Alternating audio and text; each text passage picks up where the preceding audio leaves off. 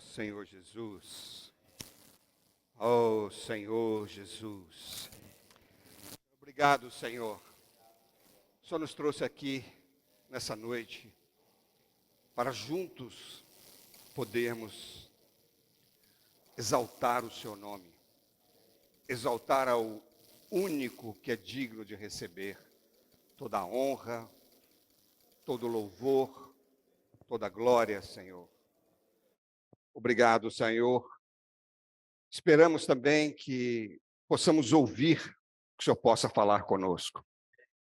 Fala, Senhor, por meio do Seu Espírito. A Sua igreja precisa, Senhor, ouvir a Sua palavra. Oh, Senhor Jesus, queremos voltar ao primeiro amor.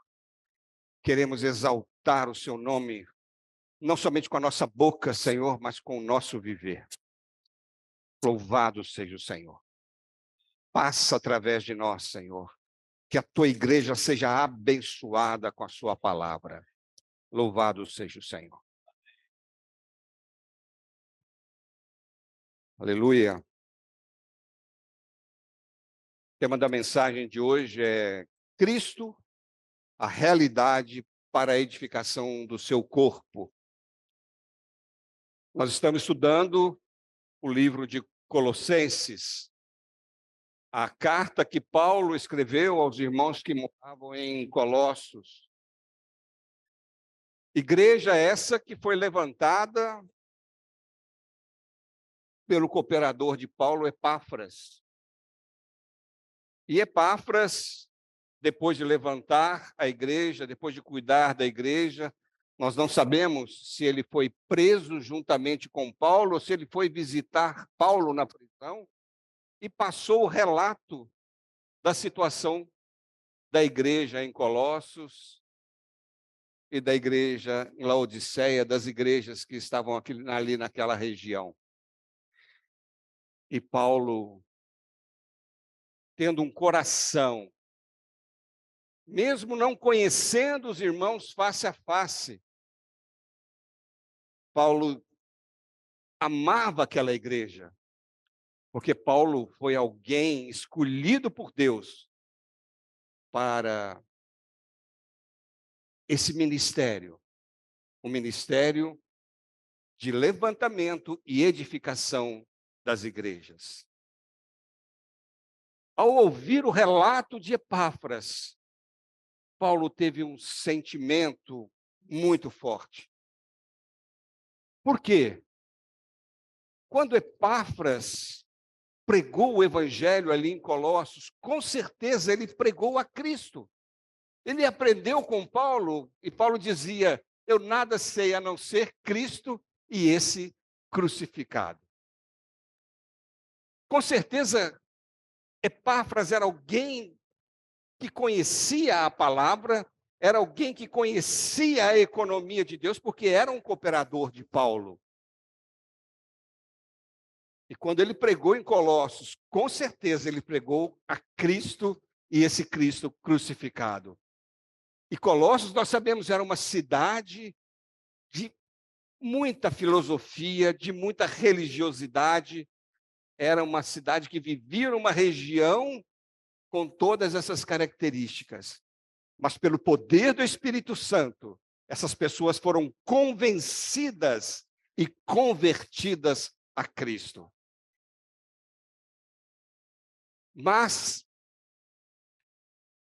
como em todas as igrejas, no meio do povo de Deus, há sempre uma intervenção do inimigo para poder desviar os filhos de Deus da plena verdade, da palavra pura de Deus. E Paulo, ele tinha esse encargo e ele sofria por isso. Ele, aqui no versículo 24 do capítulo 1, ele diz, agora, de Colossenses, capítulo 1, versículo 24, ele diz, agora me regozijo nos meus sofrimentos por vós, e preencho o que resta das aflições de Cristo na minha carne, a favor do seu corpo, que é a igreja. da qual me tornei ministro ou me tornei um servidor, de acordo com a dispensação da parte de Deus, que me foi confiada a vosso favor, para dar pleno cumprimento à palavra de Deus. Paulo sabia da sua incumbência, e ele dizia que ele sentia prazer, ele se regozijava nos seus sofrimentos por eles, porque Paulo sabia, e ele queria, como ele diz aqui, apresentar todo o versículo 28, esse Cristo que anunciamos, essa esperança que anunciamos, a qual, advertindo a todo homem, ensinando a todo homem toda sabedoria, a fim de que apresentemos todo homem perfeito em Cristo, maduro em Cristo. Esse era o objetivo de Paulo, fazer com que os irmãos das igrejas fossem aperfeiçoados, se tornassem maduros, filhos duros para Deus. Esse era o encargo de Paulo. Por isso, ele dizia que eu regozijo nos meus sofrimentos por vós. E ele sofria o que restava das aflições de Cristo. Cristo, quando fez a redenção, ele sofreu uma vez só. Foi um sacrifício único para redimir o homem. A obra de Cristo é redimir o homem e edificar a sua igreja. Então, Cristo fez a obra de redenção. Somente Cristo pôde fazer e fazer uma vez para salvar todos os homens. A obra de Cristo foi perfeita, eficaz e eterna. Mas aqui ele fala que ele precisava completar o que resta das aflições de Cristo, que é a edificação do corpo de Cristo. Edificar o corpo de Cristo é tornar os filhos de Deus perfeitos ou maduros na fé. Louvado seja o Senhor. E, então, essa era a incumbência de Paulo. E quando Epáfras, ele falou para Paulo, olha, existem alguns problemas na igreja lá em Colossos. Quais eram esses problemas? Nós vamos falar sobre isso. Mas Paulo, nessa mensagem de hoje, nós estamos falando que Cristo é a realidade para a edificação do corpo de Cristo. Cristo é a realidade de todas as coisas. Quando Epáfras, nós falamos, pregou o evangelho, ele pregou somente a Cristo. No início da igreja, só havia Cristo. Mas Satanás, com as suas artimanhas e as suas astúcias, querem desviar o povo desse alvo e dessa realidade. Então, Paulo, no capítulo 2, ele começa a dizer para eles, olha, gostaria, capítulo 2, versículo 1, gostaria, pois, que soubesses com grande luta venho mantendo por vós e pelos laodicenses. Estava escrevendo uma carta aos colossenses, mas ele estava dizendo, eu tenho uma grande luta por vocês e também para os irmãos de Laodiceia. E também, por quantos não me viram face a face. Eu venho mantendo grande luta. Para quê? Para que o coração deles sejam confortado, o coração deles seja confortado e vinculado juntamente em amor, e eles tenham toda a riqueza da forte convicção do entendimento para compreenderem plenamente o mistério de Deus, Cristo. Quando Paulo fala aqui que o coração deles precisavam ser consolados e também encorajados e vinculados em amor. Essa era a luta de Paulo. Por quê, irmãos? Por que isso? Porque o coração, nós vamos ver daqui da frente os motivos porque o coração E aqui é interessante que fala, não é os corações, não, o coração deles, mostrando que deveria haver apenas um coração na igreja, e que esse um coração precisava ser confortado, ser consolado, encorajado, e esse coração precisava estar entretecido, entrelaçado em amor. Por que Paulo estava tendo essa grande luta para que tudo isso fosse feito na vida dos colossenses? É porque nós vamos ver, tinham 4 coisas que estavam incomodando os irmãos, trazendo dissensões entre os irmãos, que estavam, na verdade, muitas vezes, criando situações embaraçosas, irmãos, e que estavam desanimando e fazendo com que os irmãos perdessem o amor uns para com os outros.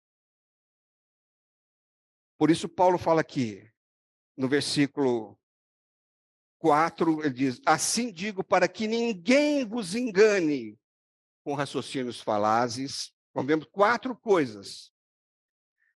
No versículo 8 fala, cuidado que ninguém vos venha enredar com suas filosofia e vãs sutilezas.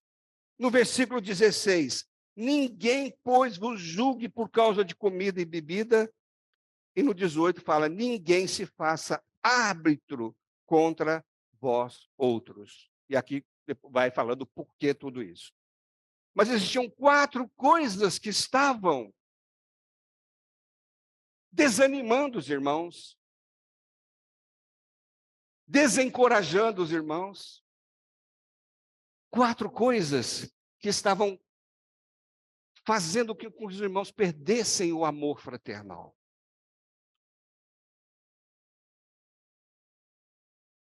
Por causa dos falsos mestres com suas heresias, o legalismo judeu, especulação filosófica, foram o que nós lemos aqui, misticismo, que é o ascetismo, que é o corpo, eles falavam que o corpo era intrinsecamente mal, a observância de rituais como festas, dias, circuncisão, adoração a anjos, isso estava sendo infiltrado na igreja e causando distúrbio e, como consequência, o desânimo e desarmonia.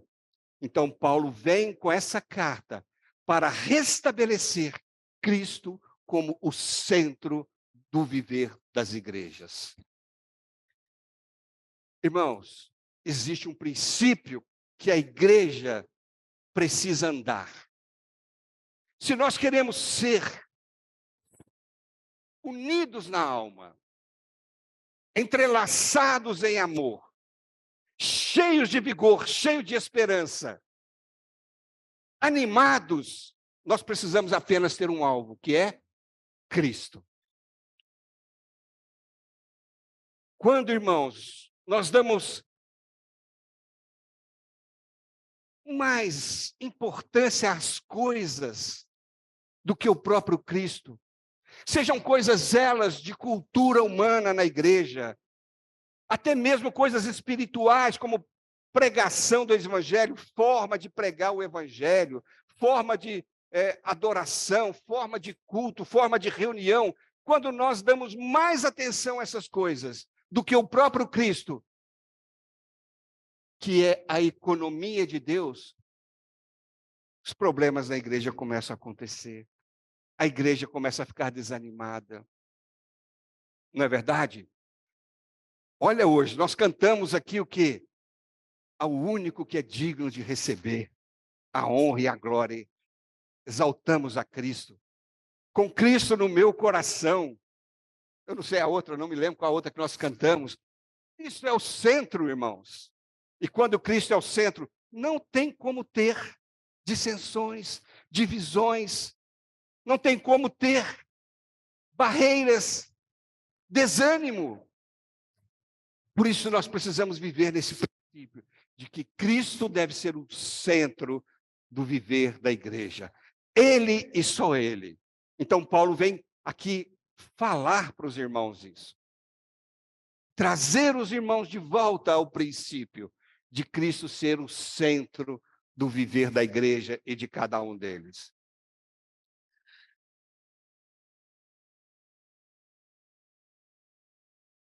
Irmãos, Satanás, ele sabe que quando a igreja de Deus estiver edificada, é o fim dele.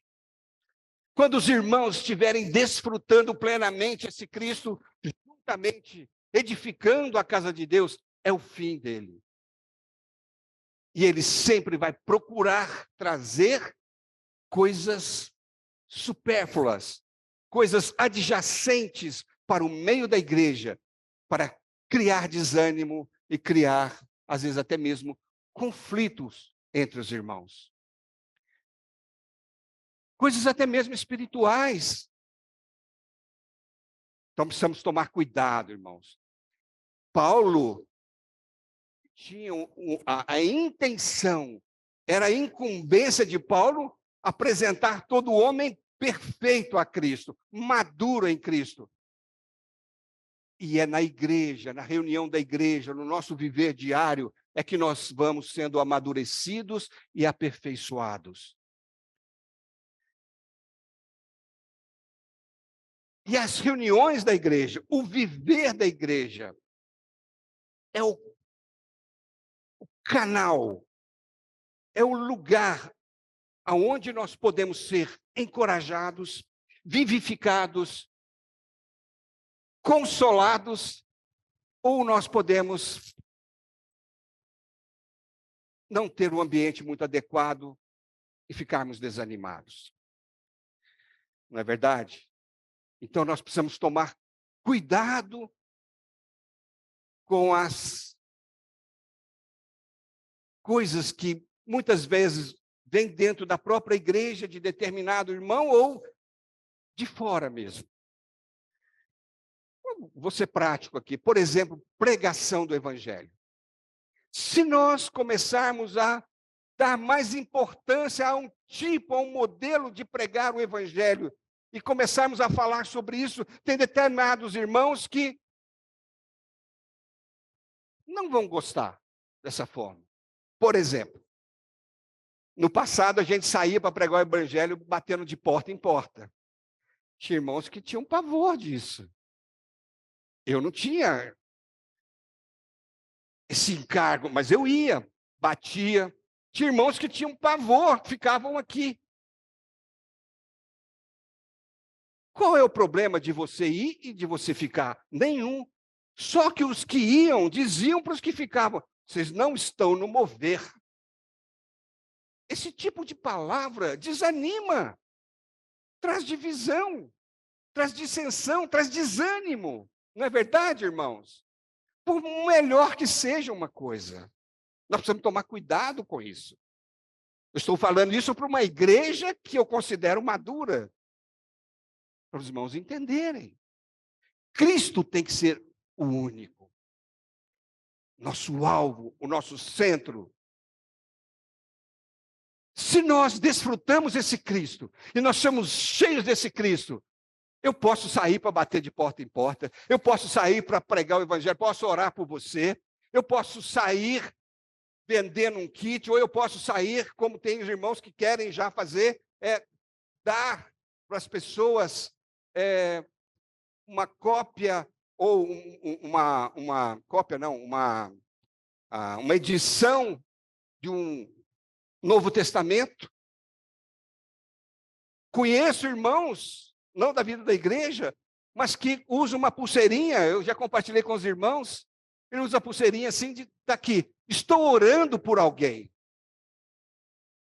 Mas ele vai numa pessoa da sua família, num amigo, entrega a pulseirinha e fala: eu posso orar por você durante um mês?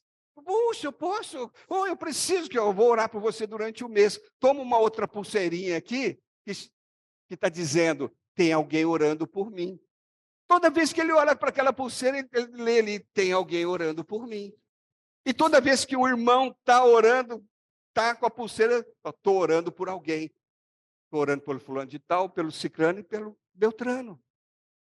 Então, Nós podemos ter várias formas de pregar o evangelho, não é verdade?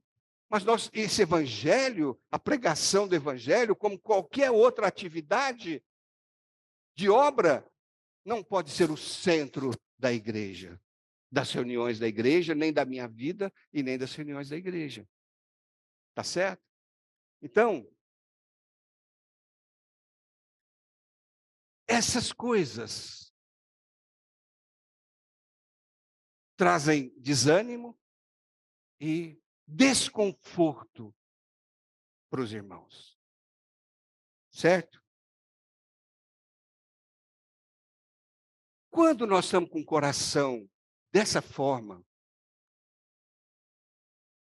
em que alguém diz para você está fora do mover, ou faz uma pressão tal que eu me sinto fora do mover da igreja, qualquer palavra que é falada aqui, eu já vou ter uma certa, não é?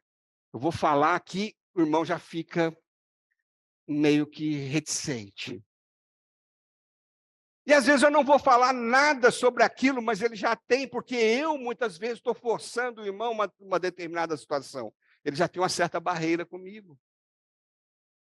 E um coração assim, ele não consegue entender o mistério de Deus que é Cristo. Ele está bloqueado. Então, irmãos, na igreja nós precisamos criar o ambiente em que os corações estejam consolados, encorajados. E o que encoraja, o que consola o nosso coração é Cristo sendo a realidade e a centralidade e a universalidade do nosso falar. Então, todos nós, irmãos, podemos ter a liberdade de pregar o evangelho como nós queremos. Todos nós podemos fazer alguma coisa como quando o Senhor nos dá encargo. E jamais cobrar de alguém que não tem o mesmo encargo que eu. Ou de julgar o irmão que não tem o mesmo encargo que eu. Então, Paulo está dizendo aqui, para que o coração deles, o coração deles, a igreja tem que ter um coração só, coração da igreja.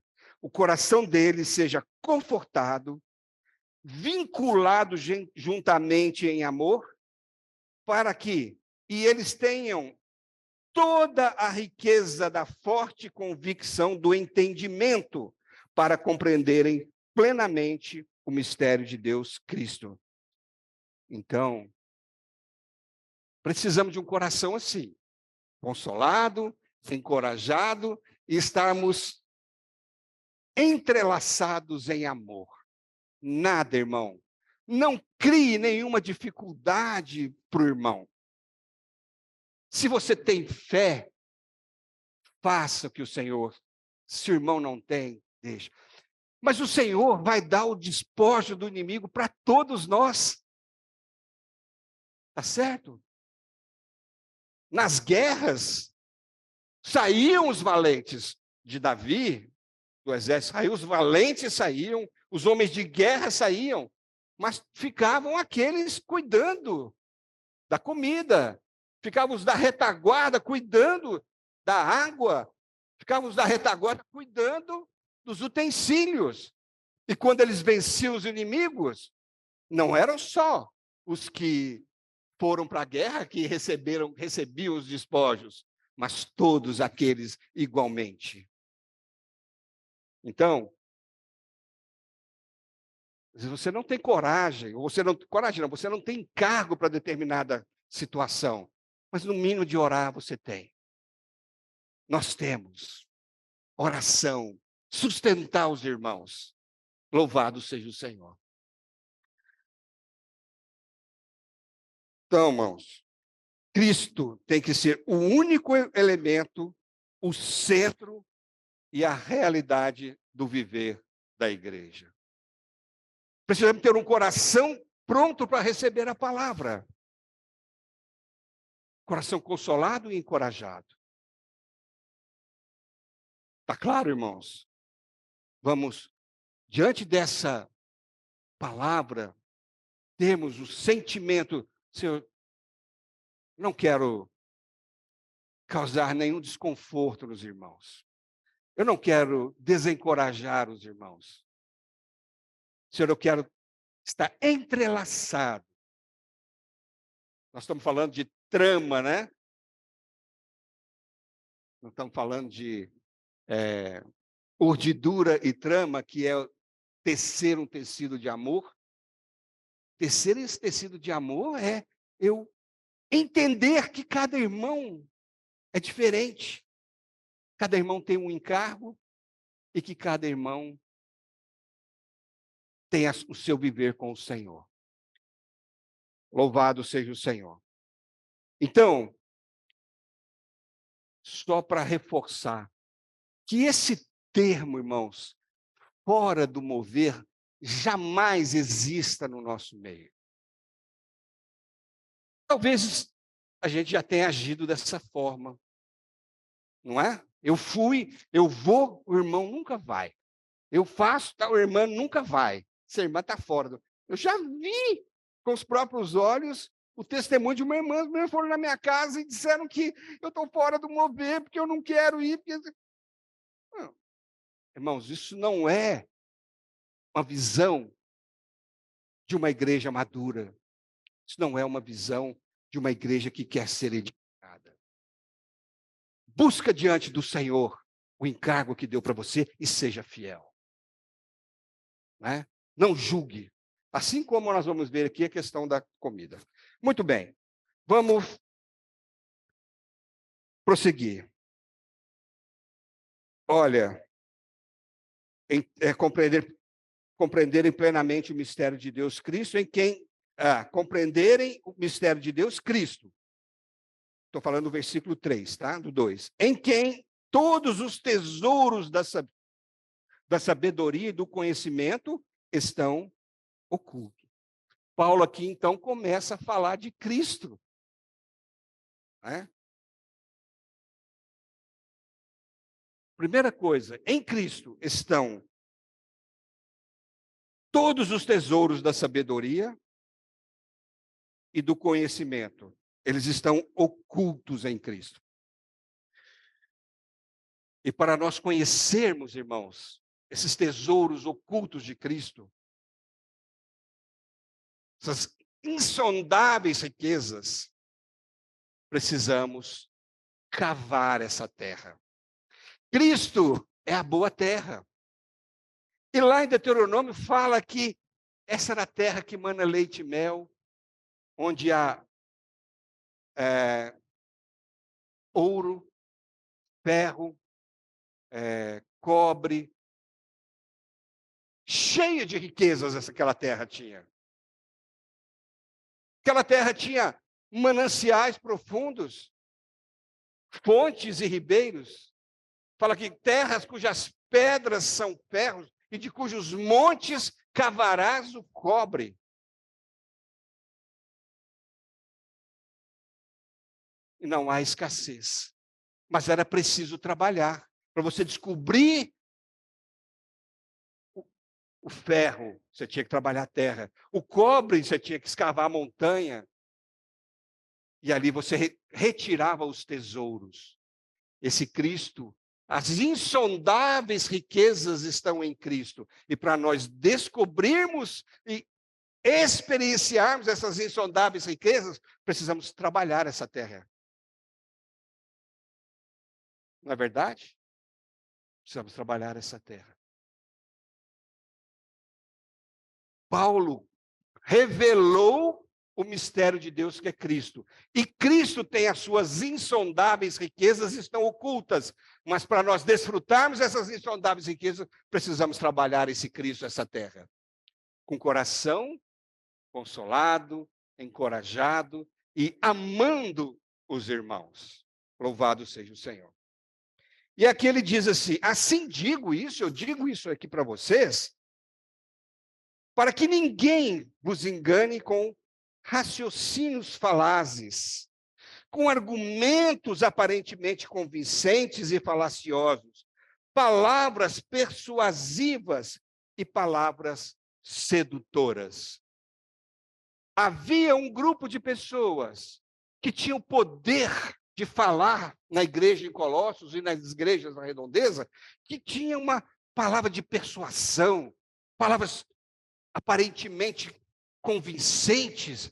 Ora, ali era cheio de filósofos. E talvez irmãos filósofos que se converteram, mas pessoas gostavam de falar bem, de tentar mudar a cabeça dos irmãos com palavras, aqui ele fala, raciocínios falazes. Deixaram Cristo, em vez de compartilhar Cristo com os irmãos, estavam falando de palavras falaciosas, expressões, raciocínios falazes, convincentes.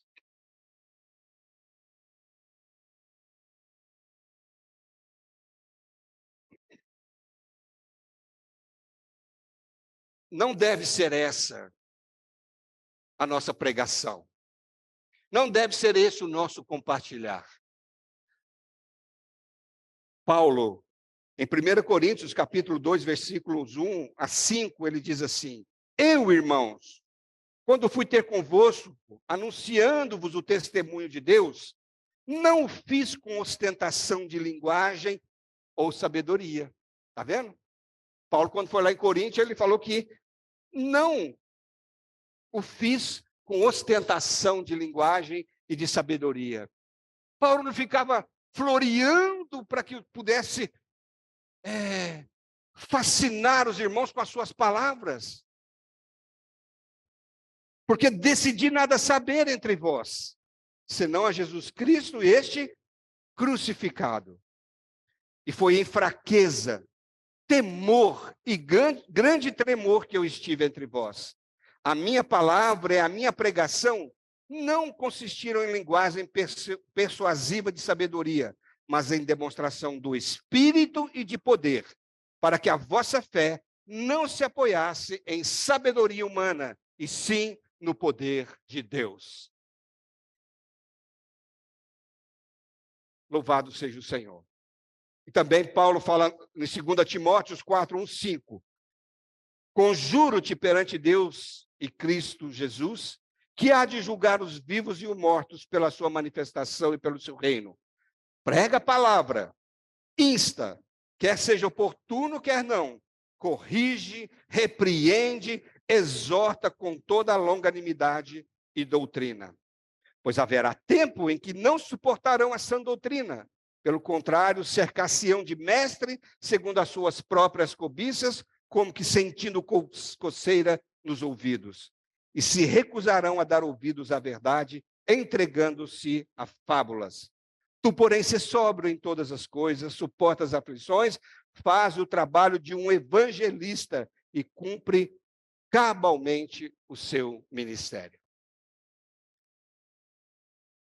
Paulo não tinha... A linguagem de Paulo não era persuasiva de sabedoria, mas de demonstração de espírito e poder. Oh, Senhor Jesus!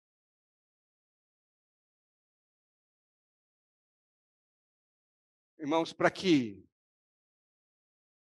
haja essa palavra e a demonstração de espírito e poder, é necessário que a gente entenda aqui no versículo 6, que Paulo está dizendo, Colossenses 2, versículo 6. Ora, como recebestes a Cristo, Jesus, o Senhor, assim andai nele.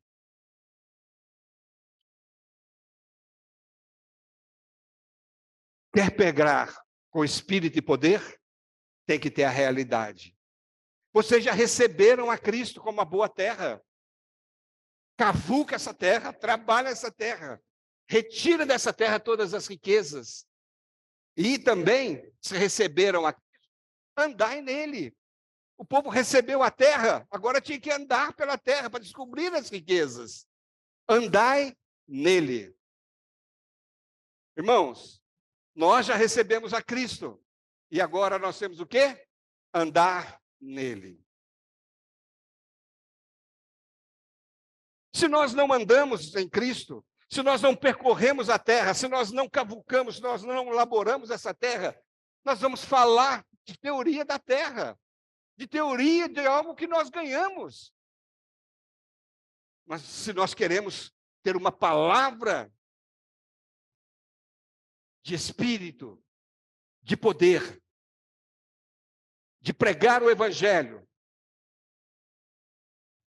de exortar, muitas vezes precisamos andar em Cristo. Nós já recebemos a boa terra, agora nós temos que andar nessa boa terra. E não somente isso, mas nele radicados, ou, na verdade, lançar as nossas raízes nele todo dia. Nele radicados e edificados. Radicados nele é uma questão de vida, irmãos. Nós temos que lançar as raízes do nosso viver nele, nesse solo fértil, na boa terra que tem todos os nutrientes necessários para o nosso crescimento. Irmão, nós estamos falando de Cristo ser a realidade. Nós não podemos nos contentar em palavras bonitas, ouvir palavras bonitas, sentir coceira nos nossos ouvidos para ouvir coisas elevadas. Não, nós precisamos andar nele, viver nele, lançar raízes nele, no nosso viver. Irmãos, esse Cristo é a boa terra. E nós, como seres vivos, Paulo falou, né, lá em 1 Coríntios, que vós sois o quê? Lavoura de Deus e edifício de Deus. Por isso ele falou assim, lança a raiz nele, vocês são pessoas, vocês são como plantas vivas. Lancem raiz nele, que só assim vocês vão crescer. É em Cristo que vocês vão achar tudo que vocês precisam, tudo que vocês necessitam. Louvado seja o Senhor. E também fala para nós sermos edificados nele, ou edificados sobre ele. Nós sabemos, irmãos, que Cristo é a rocha. E isso diz respeito à edificação nossa e à edificação da igreja. Louvado seja o Senhor. Os irmãos estão percebendo que Paulo colocou Cristo como centro? Nele estão todas as riquezas. Vocês têm que andar nele, viver nele, estar enraizados nele, estar edificados sobre ele, que é a rocha. Oh, Senhor Jesus, esse Cristo que é tudo para nós. Ele é tudo que nós precisamos. Dá continuidade aqui, diz assim, cuidado, versículo 8. Cuidado, né? Que ninguém, tem outro tipo de pessoa aqui. Ninguém vos venha a enredar com sua filosofia e vãs sutilezas, conforme a tradição dos homens, conforme os rudimentos do mundo, e não segundo Cristo. Aqui ele está dizendo, cuidado que ninguém vos venha enredar, vos escravizar, ou outra tradução fala, tornar presa. Cuidado que ninguém vos domine com sua filosofia e vãs sutilezas, conforme a tradição dos homens, conforme os rudimentos do mundo, e não segundo Cristo. Essas pessoas estavam distraindo os irmãos. Com quê? Com as vãs sutilezas, filosofias, rudimentos, ou coisas rudimentares, são coisas simples, né, do mundo, tradições.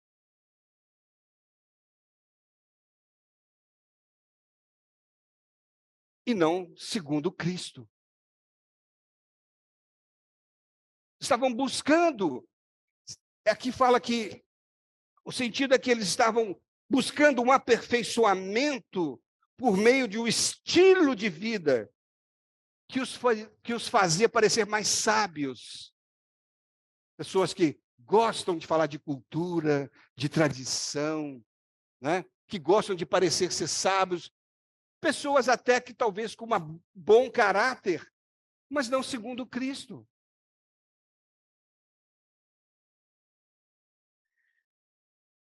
Buscavam viver que pareciam os fazer mais sábios, humildes, humildes e espirituais, através de prática das tradições dos homens relacionados à sua cultura e de ordenanças. Totalmente independente de Cristo. Vamos ler os versículos 20 e 23 que os irmãos vão entender. Olha lá, ele fala assim: se morrestes com Cristo para os rudimentos do mundo, olha, aqui está falando sobre rudimento do mundo, lá nós lemos. Por quê? Como se vivesseis no mundo, vos sujeitais a ordenanças. Não manuseis isso, não proves aquilo, não toques naquilo outro, segundo os preceitos e doutrinas dos homens, pois que todas essas coisas com o uso se destroem. Tais coisas, com efeito, têm a aparência de sabedoria, como culto de si mesmo e da falsa humildade, e de rigor ascético. Todavia, não tem valor nenhum contra a sensualidade.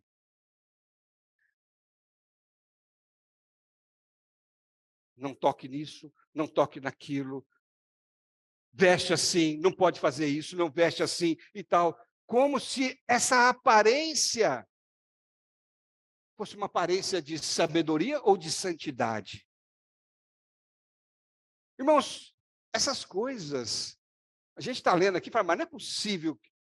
Bom, nós estamos cheios de irmãos ao nosso redor que estão assim, com uma aparência, coloca uma Bíblia debaixo, um terno, uma gravata, de saia até em cima e tal, como se isso fosse uma aparência de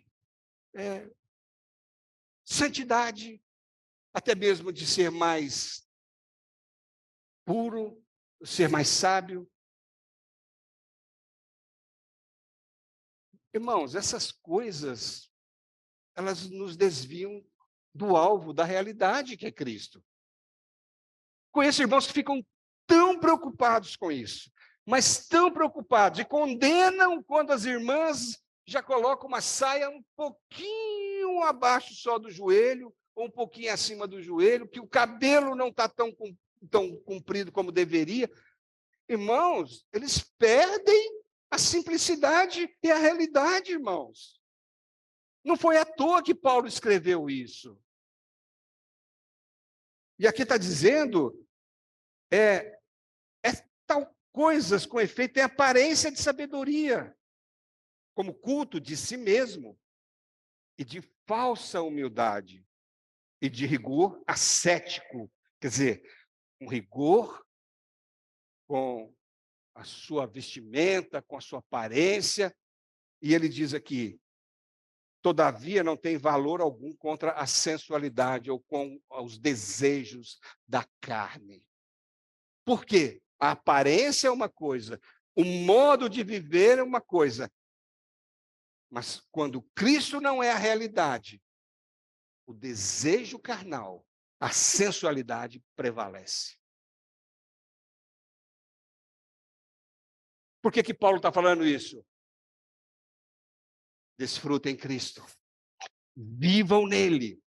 Andem nele. O que é viver em Cristo? É viver no Espírito. A palavra diz que Jesus, o Senhor, é o Espírito. E quando nós vivemos no Espírito, Paulo fala, os que andam no Espírito não vão satisfazer o quê? As concupiscências da carne. Por mais que você tente simplesmente tratar da forma exterior, da aparência, isso não vai te livrar da sensualidade e dos anseios da carne. Louvado seja o Senhor. Oh, Senhor Jesus.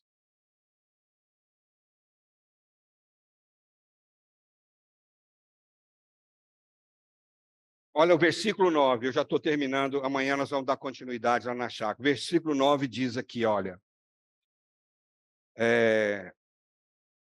Porquanto nele habita corporalmente toda a plenitude da divindade, também nele estáis aperfeiçoados.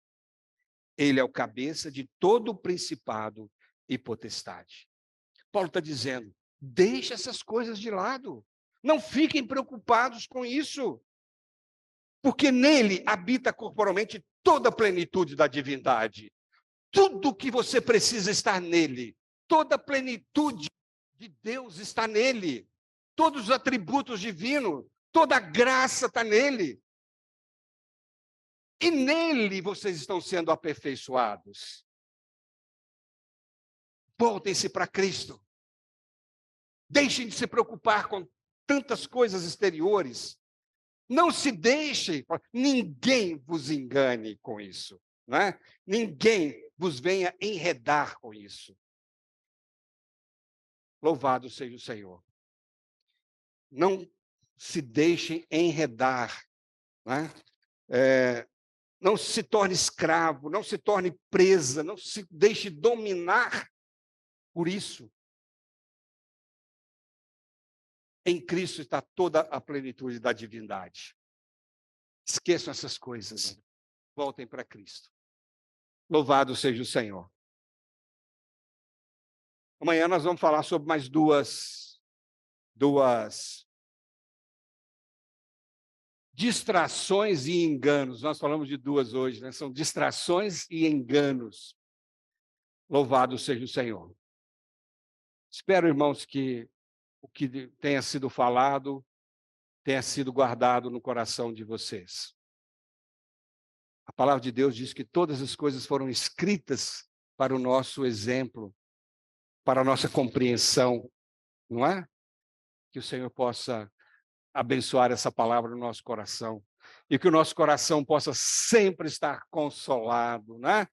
Sempre estarmos entrelaçados em amor. Quando Cristo é o nosso centro, quando Cristo é o nosso alvo, quando Cristo é a nossa realidade, realmente é a igreja que Deus tem a oportunidade de dispensar para nós. E o nosso desejo, irmãos, é ser Filadélfia, a igreja louvada por Deus. E a igreja louvada por Deus é aquela igreja que exalta Cristo no seu viver. É aquela que consegue fazer com que Cristo seja a primazia e a realidade no seu viver. Louvado seja o Senhor. Vamos ficar em pé. Vamos orar, irmãos. Senhor, muito obrigado, Senhor, pela sua palavra. Sempre, Senhor, nos sentimos incapazes de expressar tudo aquilo que está no seu coração, tudo até mesmo que está no nosso, Senhor. Mas, Senhor, o seu Espírito é muito mais forte do que isso, para poder colocar no coração dos irmãos o seu sentimento, o seu desejo.